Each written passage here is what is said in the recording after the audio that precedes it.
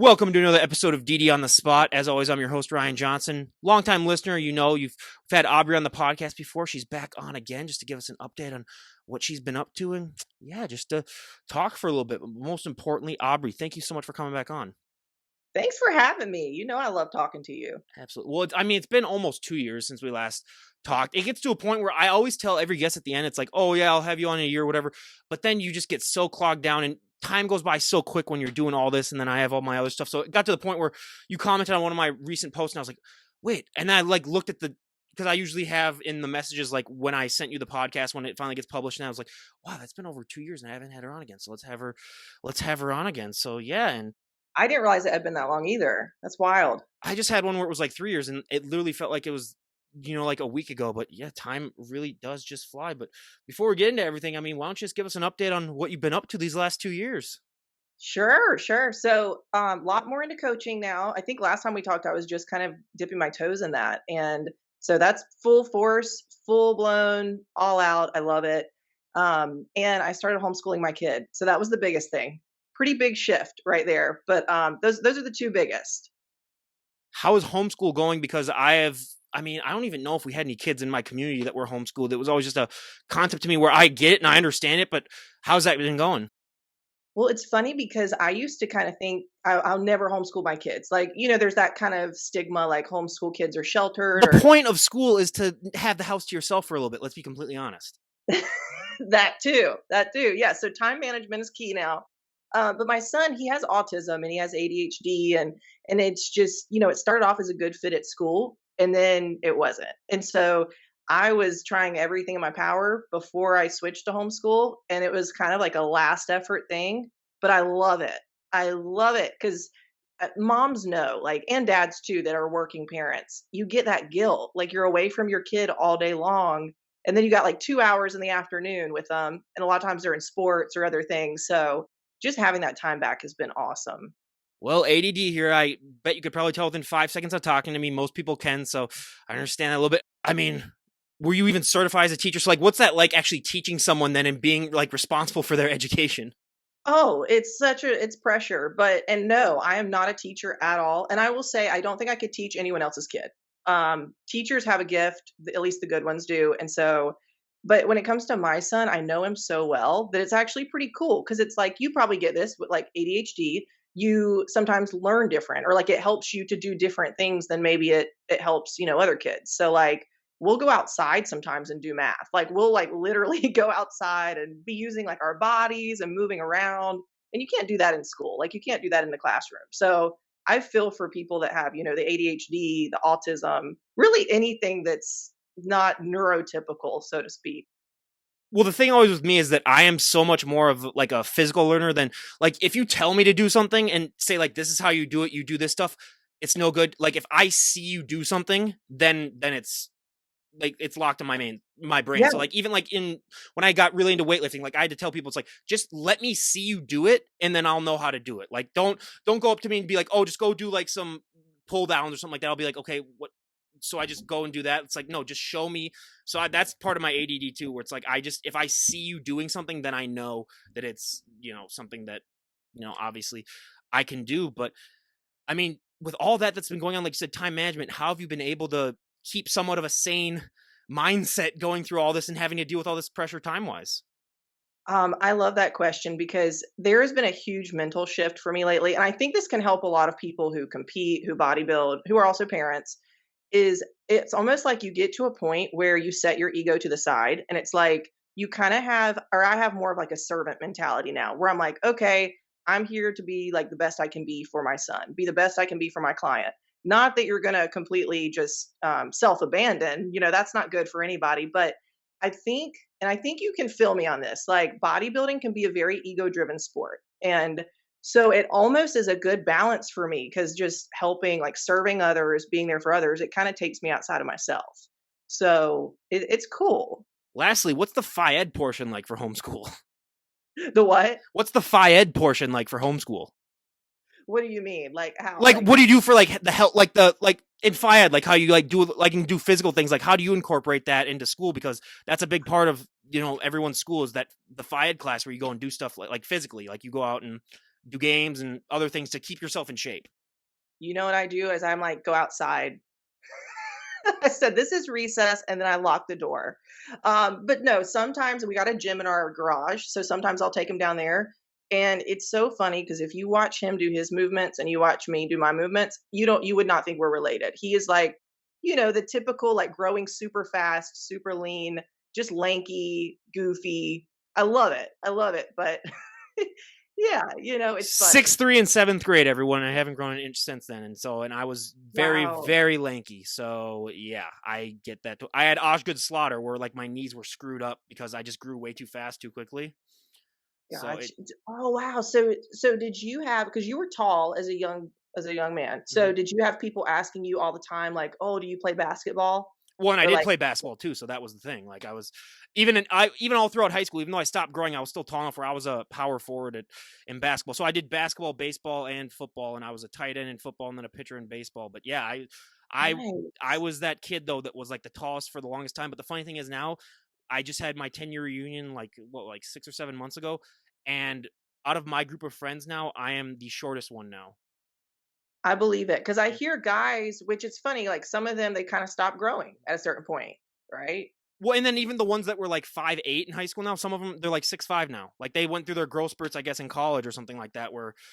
But a lot of them had taller parents too. That like I was surprised that they were as short as they were. But yeah, like I went to the thing and there was a group of like 6 guys, and I think I was tied with someone else for being the shortest now. And I was like, it's hilarious. Like if we did this in 7th grade, I was like 6 inches taller than everyone else, and so Yeah. yeah, that was crazy thing to deal with. But I mean, into bodybuilding now, I mean, you do a lot more coaching now. What has that been like now that you focus more on the coaching side of things?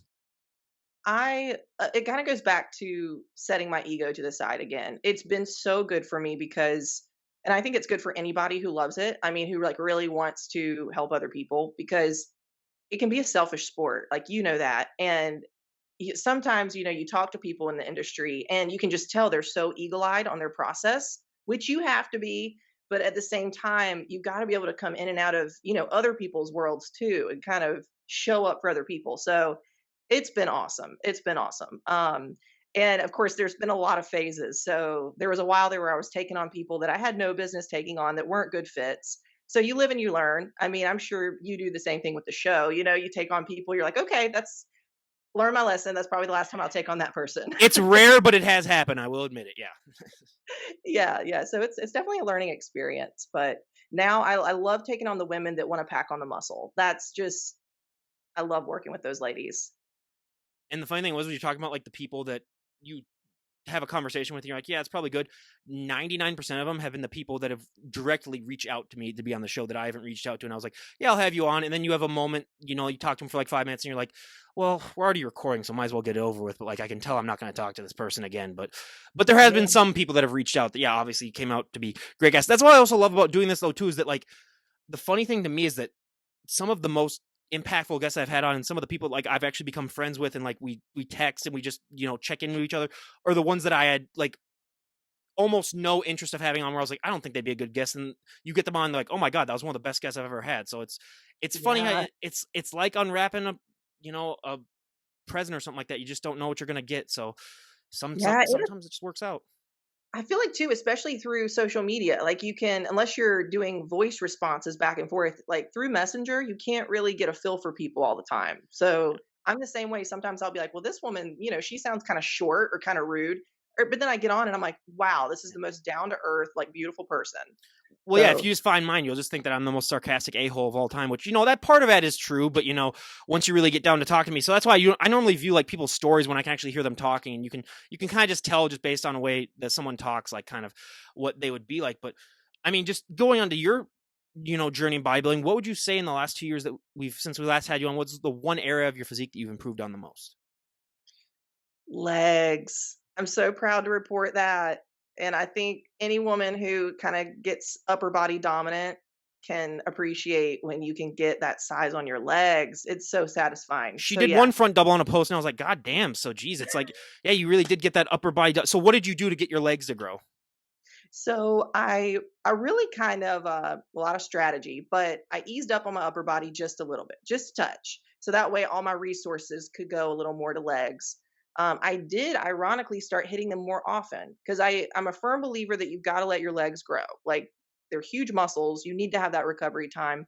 But looking back, I wasn't hitting them frequently enough, actually. So I alternate two days one week, 3 days the next. But that third day is always a little bit of a deload. It's never really intense because they got to recover. So I would say that's been the biggest game changer, and really just getting my mind right. I think like a lot of coaches fall into that sort of self sabotage when they first get started. Now that I'm talking to a lot, more coaches, and they tend to sacrifice like their goals for clients and kind of putting other people first. And I get you have to do that for a while, but then I think it comes full circle. And if you really want this to be something you're doing long term, you've got to have your own body and like your own mind in check.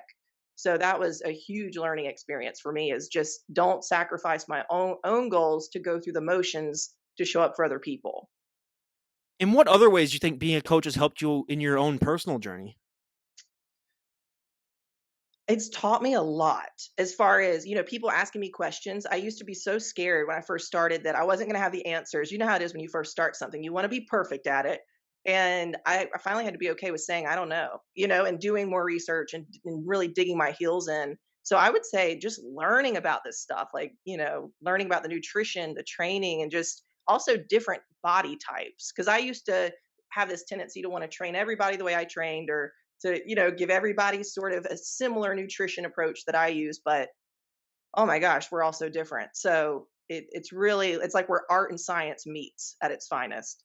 Yeah, I'm just thinking about those in-person podcasts I've done where you have the guest that's like 5'4", and then there's me, and I was like, I'm sorry, but you can't train us the same. Right, yeah. Yeah, or probably like a man and a woman.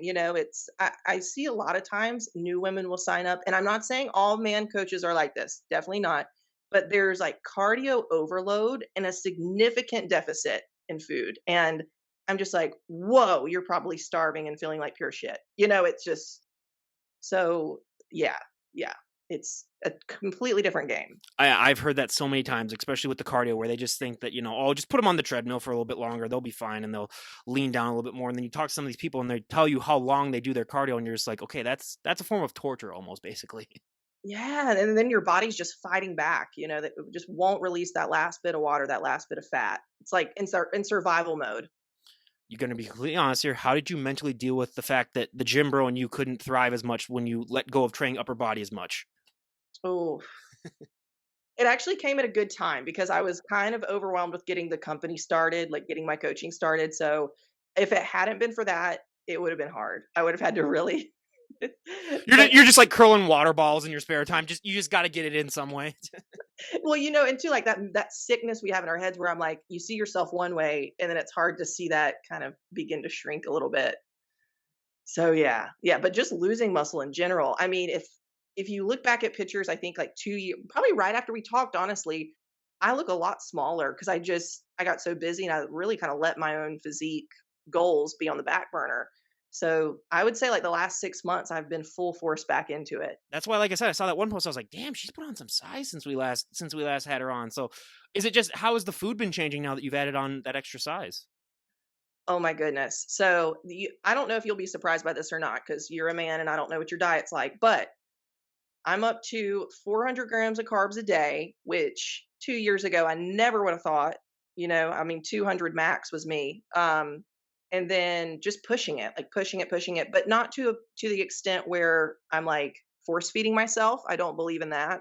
It's just been gradual. It's been gradually adding a little more lean muscle to where I can handle more calories, and being strategic. I do a lot of carb cycling, so I really stack my carbs around my training, and then I try to have all my fats, away from it. Carb cycling. So, if I was an idiot who was living under a rock, could you explain to me what carb cycling is? Sure. So it's basically when you're not spreading your carbs out evenly every day. So there's different ways of doing it. Like some people are a little more extreme and they'll just cut carbs completely out, certain days or like multiple days a week. And to an extent I do that because on my rest days my carbs are really low and I bump my fats up. And then on my training days, my carbs are way higher. And I stack them around my workout. So, like, I'm essentially trying to get my insulin sensitivity higher so I can build more muscle efficiently and, not carry quite as much fat in the off season either. I can't tell you how many times in my early 20s I would be around some girls and they'd be like, "I'm going on a carb-free diet," and I was like, "Oh my god."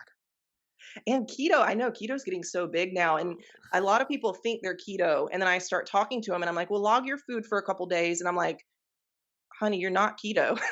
This is not ketosis." The worst are the liquid only diets because you're like, "What is going?"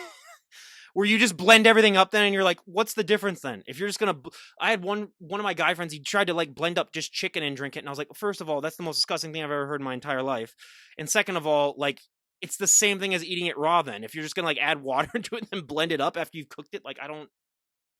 I'll make a confession. I tried a chicken shake one time. How was it? It was the worst thing in the world. I don't know, my husband drinks them sometimes, not What? now, but when he was Oh. bulking, he would drink them. Which I try not to judge because he has to eat so much more than I do, and I'm like, "Okay, I get it, you're just trying to shovel it down," but I think the mistake I made is I seasoned the chicken, blended it up. I don't think you're supposed to season it. I just couldn't get past the chunks. What's that like for you thinking that, like, you're sort of not having to force feed, but you have to put a lot more food in? Just seeing him have to go through that because 'cause I've always said, I mean, the girls, it's hard enough, but for the guys, it just seems almost impossible to stuff that much food in a certain amount of time.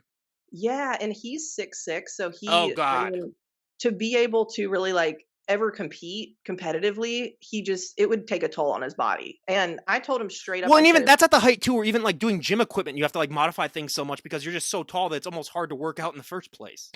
Yeah, yeah, and his joints bother him a lot of times, like, he has to be really careful with things like, Romanian deadlifts where it's a lot of pressure on your spine, but I told him a while back, I said, "If you don't really wanna compete, don't do it," because I want you to live longer, I really do, and I'm not trying to take away from guys that push it, that love doing that, but I'm just like, if you don't really, like, wanna live and breathe this and be on stage, just feel good, like, just eat good, feel good, be healthy. I appreciate you saying that too because so many people are just like, "You know what? I just wanna see you push it to the extreme and see what happens," and then you're just like, well, we all know because, like, and again, if he's at 6'6" and competing and he does well, it's like more power to him because I have a soft spot in my heart for the taller competitors, being a taller person myself that knows, how much harder it is to look like you are a bodybuilder when you're taller, especially just because your muscles are so much Yeah. longer and lengthier. So you really got to put the, extra hard work in. Yeah, and actually speaking of that, I think last time we talked, I was doing physique and I switched to figure. So that's been a big change because I'm 5'7", so for a woman, I'm kind of tall. And those physique girls, I'll be honest, I can't keep up. They just, when I'm backstage and there's like 4'11" walking by me with Just, yeah. act like a brick. Yeah, I'm just like, it's too much going against the grain at this point, especially at the pro level, that I'm just like, give me the heels back. Let's see what happens. Well, the only problem is in like the 2 years that you've decided to change, like the figure girls are almost looking like the physique girls now. So it's basically like you Yeah, downgraded to the same division almost at it.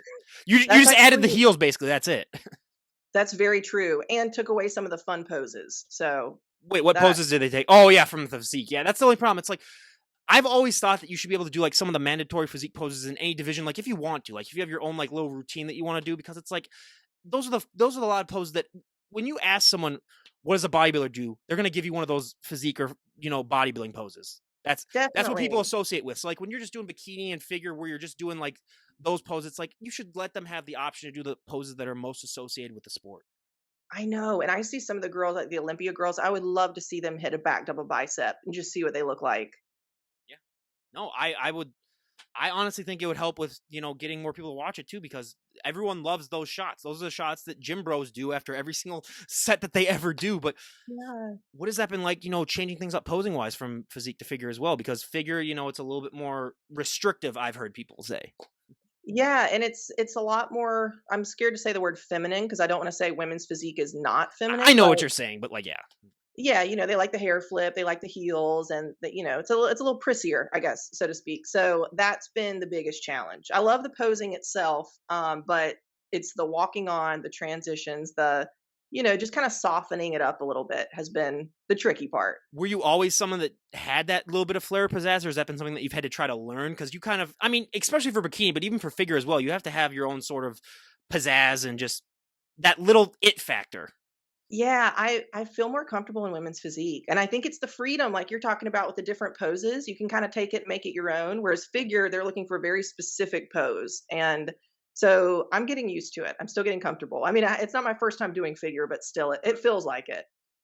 Well, and plus you got to flare the lats too, and that's one of the hardest poses that I think if I were to like rank how people rate how hard the poses are, the figure lat spread is probably either number one or number two. So was that a difficult thing for you to learn at all? I mean, obviously being a physique comparator and a figure comparator before, you have a background in it, but still, like that is one thing that I've heard people talk about. It takes years to develop.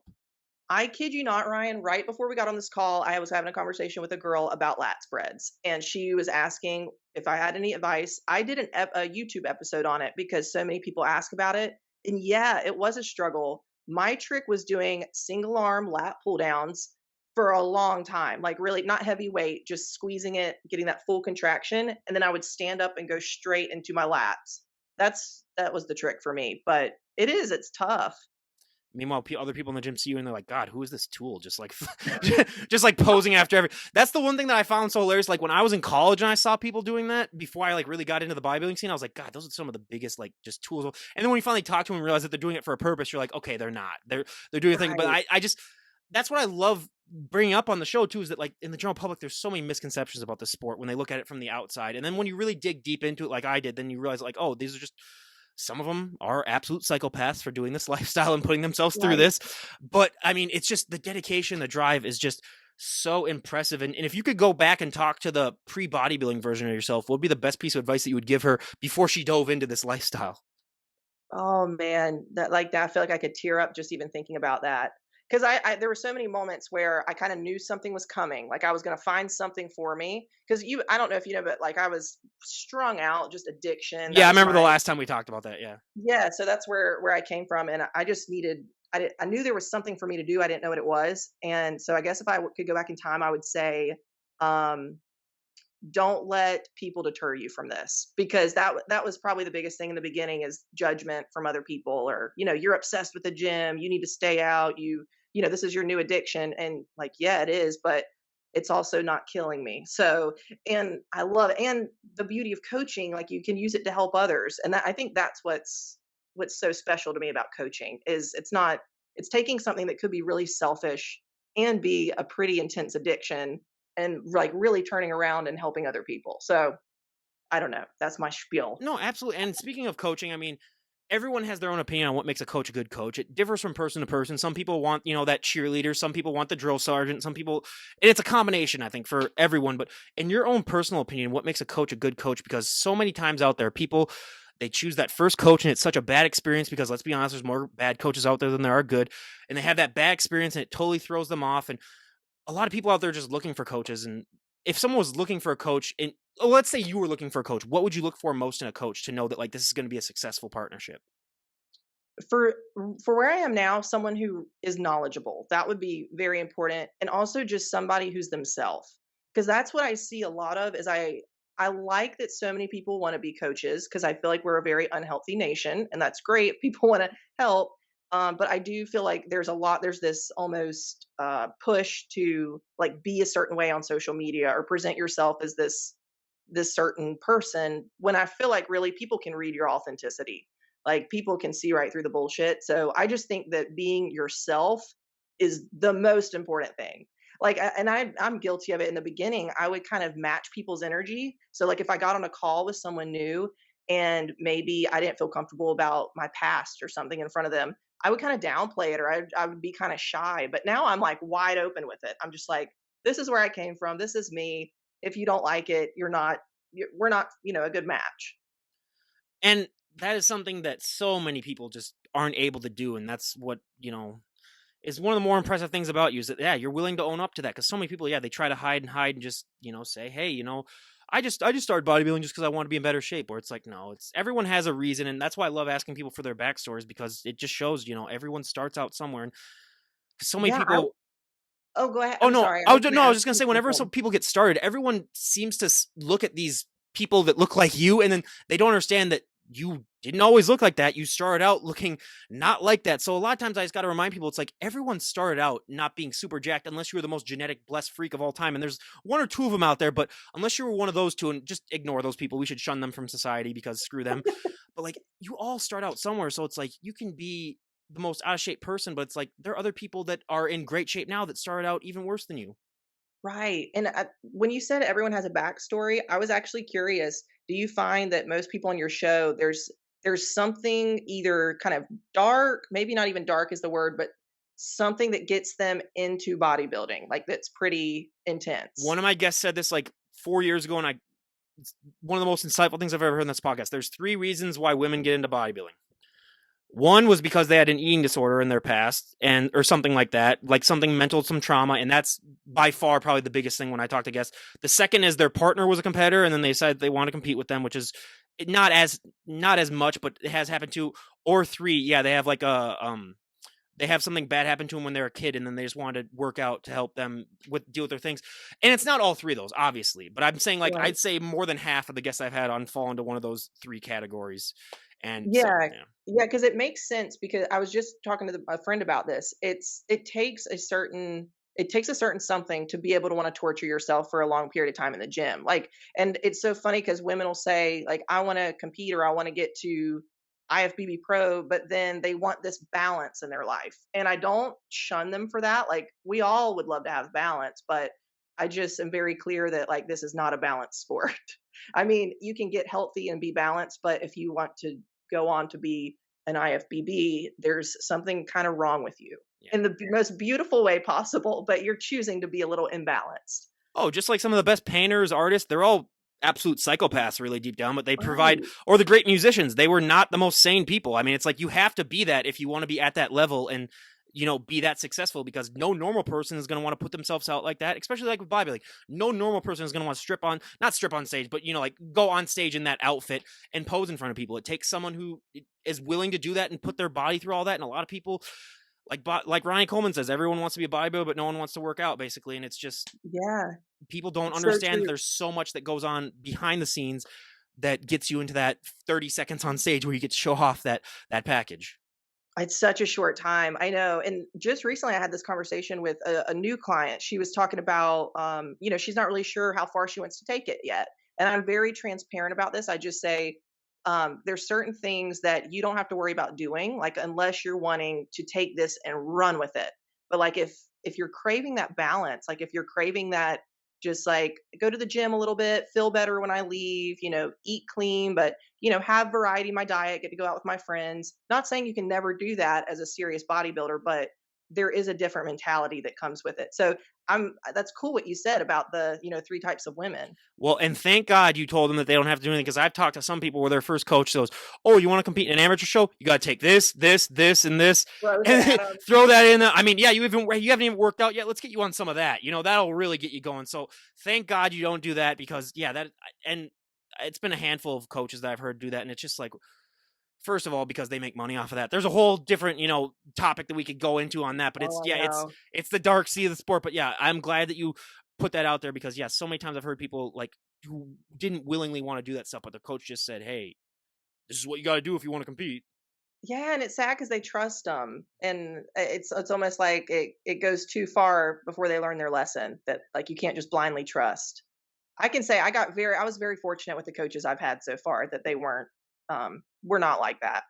Well, and I think it's the fact that, like, again, I'm not insulting people. When you are dealing with people that have the traumatic past to get into the sport, they can be a little bit easier manipulated, just because they're looking for that stability and that, person to look up to. So coaches sometimes do take advantage of that. And it's a sad thing. And that's why I made those videos that I made, just to draw awareness to that, where it's like, Yeah, do your own research, people. That's the only thing I can really say. And I've repeated it a million times, but if anyone ever asks me for advice, which first of all, don't, because I've never competed. It's like, I get asked advice from people on like bodybuilding. I was like, you do realize I just talk to people that can, like, I've never, you that's, probably know more than a lot of coaches at this point, well, though. yeah, let's be completely honest. Yeah. But I mean, it's like, it's gotten to the point where it's like, I hate it whenever people would like ask like an announcer for a baseball team. It's like, what would you do in this situation? It's like, that guy's never swung a bat in his life. So it's like, but I get that, but it's like at that point, the only advice that I would give people is just like, do your research, because so many times people just say, oh, what's this? Oh, I'll go ahead and take it. It's like, do your own research, because people, I think if they were to do that, the sport would be a lot healthier and there would be a lot less of the stuff that's currently happening right now.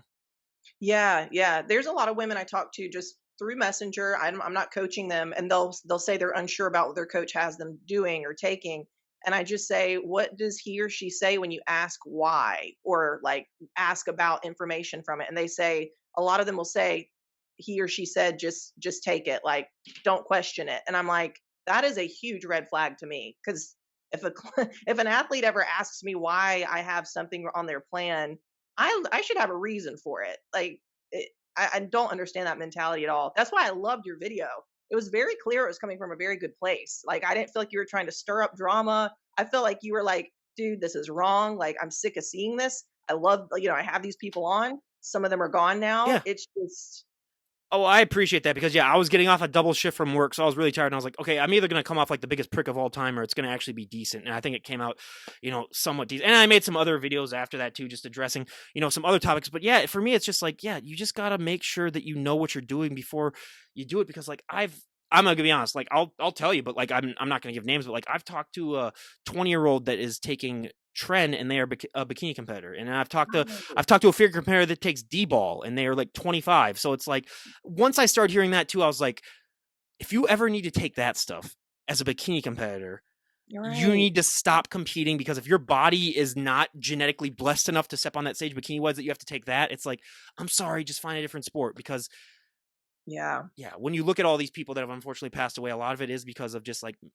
they'll cover it up and they'll say it was like heart issues. And I was like, heart issues from I what? And then it's know. like, that's how you know. It's like, really, a heart attack at 28? Shocking. So I know, I know. It's so sad to me. Like if I get on a call with someone who is coming from bikini and they got the changed voice, they've got kind of like the masculine features coming out, and I'm just like, from bikini, like what? And I feel for them. My heart goes out to them because it's just they didn't know. They just didn't know. and I mean, it is a balancing act too. So how have you been able to maintain the voice and maintain the femininity even throughout competing? Because so many people do struggle with that, and it seems that you've done a pretty good job of it.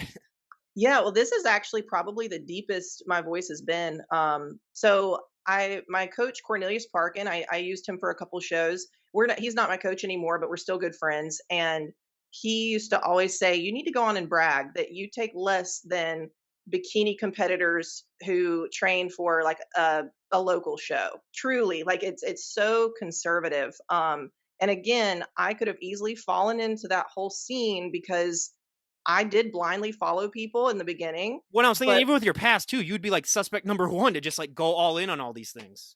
oh yeah, and like that addiction mentality, you start to see the results, and you're like, oh, I want more. If more is better, but thank God, I'm just so grateful that I had like the right people who did guide me correct. And then of course I did start doing my own research, especially when you start coming in contact with people and you're like, whoa, like you look very different.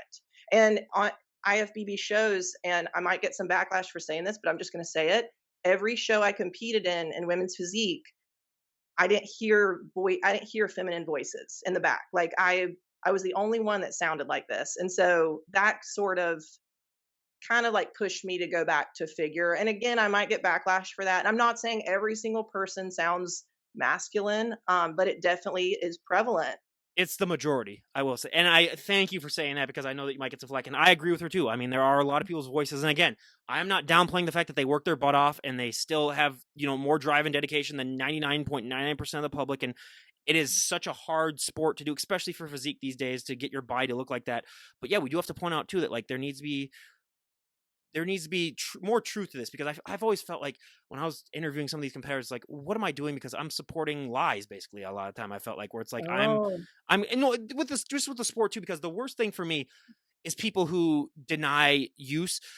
I could care less if you're just like nobody who doesn't promote yourself or do anything or try to sell stuff. And if you deny use, I don't care. But if you're one of those high end people that like buy my workout program and you look just like me, and it's like, well, they're gonna have to take a right. crap load of stuff too if they even want to look like 1/10. That's the only problem I have with people. And so it got to a point when I started doing this where I was just like, what am I even doing promoting this then? If like it feels like I'm contributing to the lie as well. So that's again why I had to just step out and Yeah. say, like, you guys, every pro bodybuilder is on at least something. But again, there are people like Aubrey here who manage it and still maintain their femininity. It is possible, because a lot of people just have that myth out there. It's like, no, you have to sacrifice your femininity if you want to compete in the Yeah. upper levels. And it's like, it's true for a lot of people, but there are special rare cases where it's like, no, you just got to find your balance, and never try with the hard doses, because I've had people that's the first stuff that they take is the hard stuff, where it's like, try with the low Yeah. stuff and then see what works and then work your way up if you want to. But again, Yeah. I'm not going to change anyone's opinion, but I'm just stating it for the record, so when the ship goes down, I can say, you know what, hey, I said it first. So Right. And I will say there part of me, it's easy for me to say because I'm not going to say that genetics set me up completely. I still have worked my ass off, but I know there are women who have to work a lot harder than I do to get to the point I'm at. And so I'm really not judging when I'm saying like, so it's easy to fall into. It's easy to fall into that.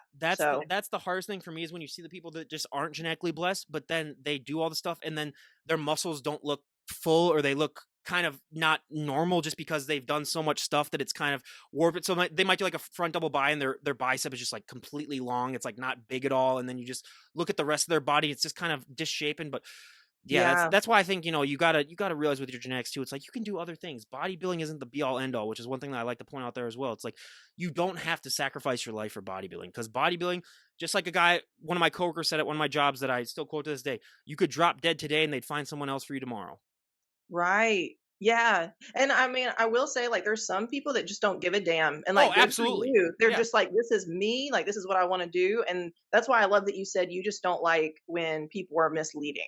Yeah. Like, if they're straight up lying or trying to promote stuff that's complete bullshit. Oh, there are people out there. Like I remember there was a study like 10 years ago when I was watching a documentary about, bodybuilding when I really didn't know much about it. And there was a study that said that there was like 5% of the people at the Olympia interviewed said that like they would take a drug that would guarantee their victory, but it would kill them in 5 years. Wow. Yeah, and that was like God, 5%. So that's like I didn't know that. how many competitors are there? So there's like 100 competitors, male and female, maybe probably more than that. So that means yeah, there's probably almost a dozen competitors when you add them all up that said that like, yeah, if it guaranteed my victory this year, I would take a pill that would guarantee my victory, but it would kill me in 5 years. I'm gonna have to look Yeah. at the study and then I'm gonna have to put it up in a link up here. But I remember seeing that and I was like, okay, that's just crazy because like, but again, when you're in this lifestyle and people don't realize too, some of this stuff that you take is addicting as well. It's like that's one thing that's not talked about that needs to be talked about is that it can be addicting just like any Yeah. other substance and like you said, you have that mindset of, oh, I'm getting bigger and bigger. It's like, let's keep going and let's keep playing. And I understand that completely Yeah. because luckily I do not have addictions myself. Well, I do have addictions, but they're not. I have an addiction like with this podcast where like I can't stop talk. Like I've wanted to not do this podcast sometimes for years, but it's like I just can't stop. So that's like the I addiction that I have love is like that. when I start something like I just can't like quit it really. Like I either have to be fired or I have to, just like burn the place down, which, I'm thinking about burning this place down to be completely honest and getting done with this podcast. But I mean, so I have that type of personality where it's like once I start something, it's like I try sort hard. of feel like you're doing what you're supposed to be doing then, Yeah. in a way. It's sort of like when you can't walk away from it, it's like, okay, this is just this is what I'm supposed to be doing. I mean, I am so blessed that I can take a sip of alcohol and not because like if my parents were shocked too because I rarely if ever drink, but the times that I do drink, they're like, I'm so shocked that like you just don't like chug a whole cabinet full of booze and yours. I'm shocked too because trust me, I have the preposition for it and like even with gambling, like I know when to stop gambling, which is I've struggled a few times. I will be completely honest. Where you keep winning, and then you're just like, let's keep playing, and then you walk out with nothing. So that's my lesson learned right there. But yeah, again, I am a poster child for someone that should be addicted to stuff, but through I don't know. I Is it guess that I guess I'm do just you not. go hard when you use it? Or, like, when you drink, do you go hard? Or is it more like you have it in your I family allow and myself once a year to really so like if it's a wedding or if it's like New Year's Eve with a lot of friends, then I'll just go really really hard and I won't like black out or anything, but like I'll need a ride home and I'll need to like do stuff. But like I just don't like the taste of booze, honestly. And it got to the point where when I was in my 20s too, I wouldn't even drink beer. I would just do the hard stuff just because it would get yeah, you drunk quicker. So I would just do, like 3 or 4 shots of vodka right before I'd go out with people or Bacardi. Then I'd be yeah, good it's for the not all rest of the heavy on night, your really. stomach. Oh, absolutely. But the thing is, I threw up only once drinking my entire life, so that's one of those things. But for me, it would be the thing where I would just hold it in, where I'd be like, nope, it's not coming. Like the next morning, I'd be like, nope, we're not going to do this because that's one of my biggest fears is I hate throwing up. But after a wedding 2 years ago, it got to the because I hadn't drinking for like a year, and then I went way too hard, and Oh, I had mind over matter wasn't oh working I well, anymore. I had roast beef too for dinner at the wedding, so it was. Oh, that's never good coming back up. It Never. it was good though. It was good roast beef. I will say that though. So yeah, for me, like yeah, it's like the moment I started this podcast, I was like, okay, if this gets like one view, I'm gonna convince myself that like, okay, we're gonna do this now forever. And then so like I have that personality too. So that's why I love talking to bodybuilders because they have a similar mindset where it's like there is no do or don't. You just or I mean Yeah. there's no maybe. It's you do it or you don't. So Yeah, yeah. I think we're like a lot of us are scared of being completely honest. And it could be because of our past, but it's also because there's still this like taboo around bodybuilding. And it isn't until recently that I've been more yeah. public about all of my stuff. So I'm more than happy to share and talk about it. Which I appreciate because yeah, more people need to honestly because it's not going to change unless people talk about it. Like if people just keep following blindly and not, mentioning the things that are wrong. I mean, that's 101 for if you want to get a problem fixed, you have to first address the problem because otherwise you can't Mhm. You can't, fix it. And what do you think the sport could do differently without, obviously being like, I know everything in the sport, without sounding like a dick, which I am trying not to sound like. What would you think the sport could do differently to make things better? So this is going to be so crazy for me to say, but judging, like, and I am shocked sometimes at the direction that certain divisions are going, and at the end of the day, it's because they're being rewarded for that look, and so that, and again, here I am going to compete at the end of the year, and I'm talking shit about judging, but yeah, I mean, you can see it in Olympia. Like, if we just want to go highest level, it's just there's a big difference between Shanique Grant and Sarah or Natalia. And so it's just sort of, yeah, I think that Yeah. that could change a little bit. No, I agree with that totally because everyone always says, how are they going to change things? It's like it does really come from the judges because if they reward, different looks, then that's what people are going to want to change because at the end of the day, they have the power to decide, who's the winner. And I just want to know how they have that mindset of like, let's just keep, because the judges need to know what this does to the competitors. And I know they're not like complicit in like competitors that might, unfortunately pass away or whatever, but you have to think deep down, like if you're a judge and you're like, if I keep rewarding this look, it's going to put these people at a bigger health risk.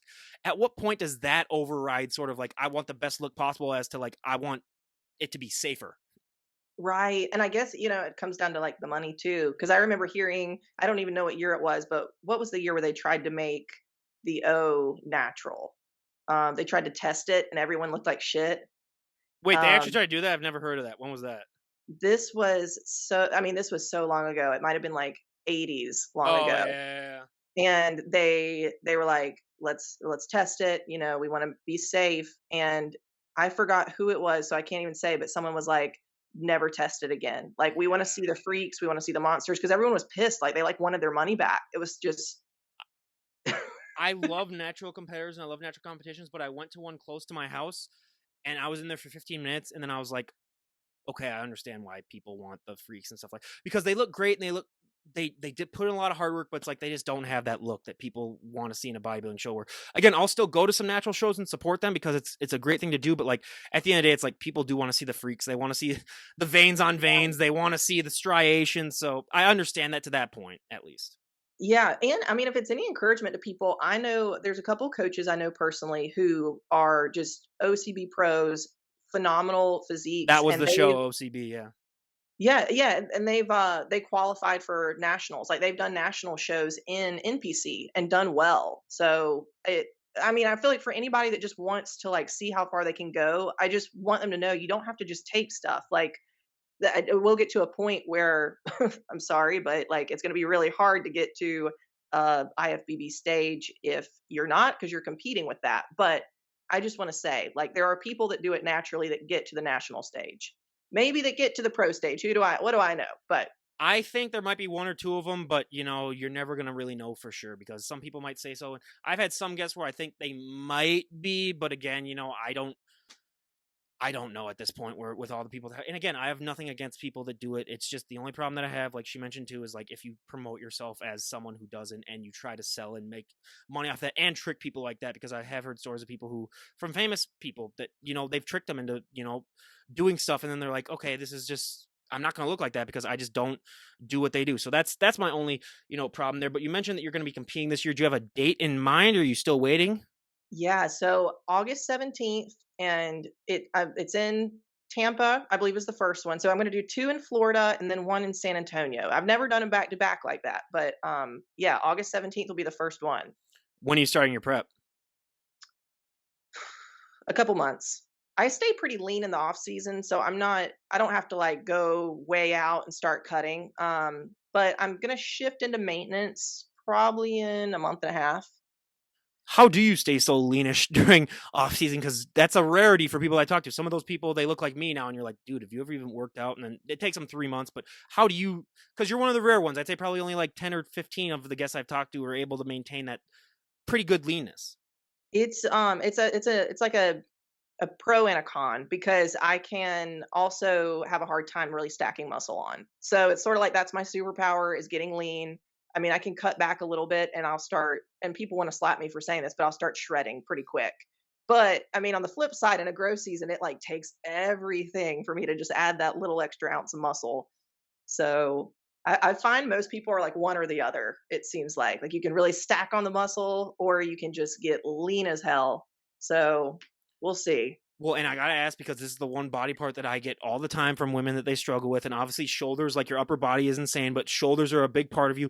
What do you even do for shoulders? I know that genetics do play a little bit of a part in it, but what do you do for shoulders? Because I would get killed in the comments if you're like, you didn't ask her what she does for shoulders because I've been training them for 5 years and they still look the same. I do a mix of high and low volume for shoulders. I think it's just the different muscle fibers in there respond to both pretty well. So I'll do one day where I go heavier, lower rep, just really try to max out, like see how much weight I can move. And then the other day, I try to really drag out the sets. And sometimes I'll do a mix of both in one session. But I just find that that's how mine respond best. And really, I see it a lot in women too. Like when we do that mix up, it seems to help. Well, yeah, you got to definitely mix things. I was in the camp of where I accidentally trained like the same workouts all the time for like 4 years. And yeah, for the first year, it might work out well. But then when you get to the fourth year and you're like, God, I'm making like 5% of the change that I made really in the first, like so minimal stuff. So I Yeah. found that out the hard way. But yeah, and when it also comes to coaching clients, what is your favorite thing about being a coach? And what is your least favorite thing about being a coach? Ooh. I'll say my least favorite thing, but this is actually on me, is I tend to be a perfectionist about it. And I'm just so hard on myself. If I don't get back to someone in like half a day, it drives me nuts. And I'll be sitting there at my kid's birthday party. And if I know that someone's messaged me, a client, and at the end of the day, it's probably my ego, it's like I want to look good. I want to be the best coach ever. So I don't like that. So that's a personal issue for me. I would say what I love about it is just when I start to really see this be a lifestyle change for people. Like their language will start changing. They'll start calling themselves like a bodybuilder, or they'll start taking Tupperware to work with them. I'm like, yes, it feels good. Feels really good. I couldn't agree with you more because I will be editing this podcast and there will be 1 or 2 seconds where you're dragging behind a little bit, like with your picture and your audio. It happens every single time. Or there'll be a time where your audio is like maybe a second behind for literally like a second. Like no one would be able to notice it but me who's been editing this for so long, and it will drive my OCD bat shit crazy. Where I will just be like, oh my God, this is the worst thing. And then you finally get it. So I understand that completely where you want to keep up things. And, I've only had probably like 3 or 4 I'd say perfect podcast. And when I say perfect, it has nothing to do with the guest. I'm talking about like the audio and video where everything went smoothly, and it's very, very rare. So yeah, it's gotten to that point too where once you said like you can really get fixated on things, like yeah, I will be like, yeah, it gets bad at times, which is again just a part of the obsessive thing that I can get with it. And thank God I found this, because if I was doing something else, God knows what it would turn Right. out to be. But when we do have you on a year, because I'd love to actually have you back on a year instead of waiting another 2 years. Where would you like to be at in your bodybuilding? Where would you like to be at just in your overall life? What are some goals that you'd like to have achieved? Ooh, I would love to, first of all, travel more. That's like one of my main goals for being an online coach is so I can travel. So I want to be able to say that I went to some pretty cool places and tell you about them. And then the other thing is, it would be pretty cool to win a pro show. That would be pretty cool. So I'm going to put that out there. I'm just going to throw it out, you know, put it out there in the universe. Well, if you ever are in the Minneapolis area, just let me know if that's ever comes a part of your traveling, and then you can put me through a workout and we can see how that goes. But yeah, I Yes. mean, everyone, Aubrey, thank you so much for coming on. I really, really appreciate it. And like we did before, anyone that you like to give a shout out to before we wrap things up? Ooh, I'll just go ahead and give. Actually, I'm going to give my partner Kelly, my coaching partner. She has been awesome. I recently brought on a coach to help me a little bit. Kind of, she started off on the back end, and now she's just such an intricate part of coaching with me. So I want to give her a shout out, Kelly Self. If you guys don't know her, follow her. She's like one of the most inspirational coaches you'll see. I'll leave a So. link to her Instagram page down below. And again, buyer beware, you will get inspired to get off that couch and stop eating those Twinkies. But again, Aubrey, thank you so much for coming on. I really, really appreciate it. Oh, thank you for having me. I love it. I'll see you in a year. Absolutely. Well, again, everyone, this is Ryan Johnson, DD on the spot, signing off. Have a great day, everyone.